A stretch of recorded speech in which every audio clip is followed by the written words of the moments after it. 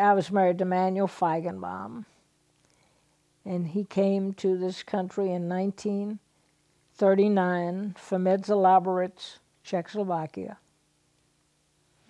And he had already been picked up by the Nazis and put into a caboose, I guess.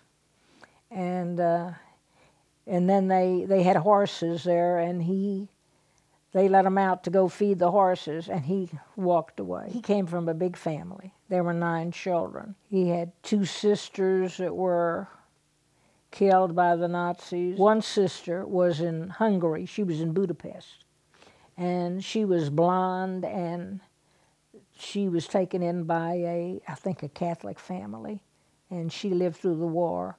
And she had 2 children. She had them catch the measles or smallpox or something, and they got put in the hospital, and they got sent to England.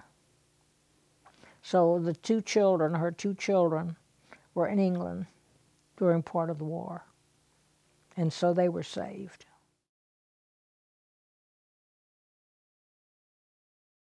He came on a visa.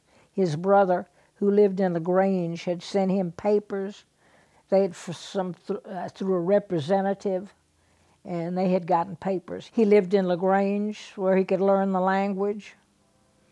He used to go to the movies every night, to the same movie, to learn to speak English.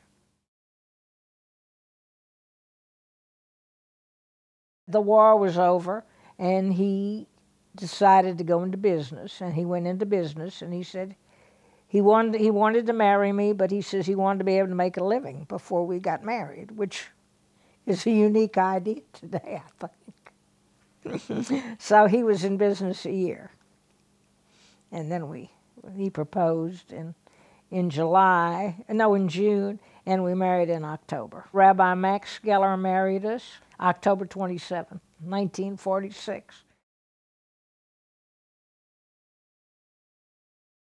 This was a Czech community, and he spoke Czech very well, naturally. He was born there, and his brother said, "You'll never accumulate anything." You know, the idea, well, you want to go in business, you'll be your own boss and all of that. Also, you'd have your own headaches. I feel I'm very welcome here. My children went to school here. It was never a secret that we were Jewish. I mean, we have always closed on all the Jewish holidays. In fact, we were always said we were the only Jews in Burleson County. But there was another family in Burleson County, in Somerville, the adjoining town.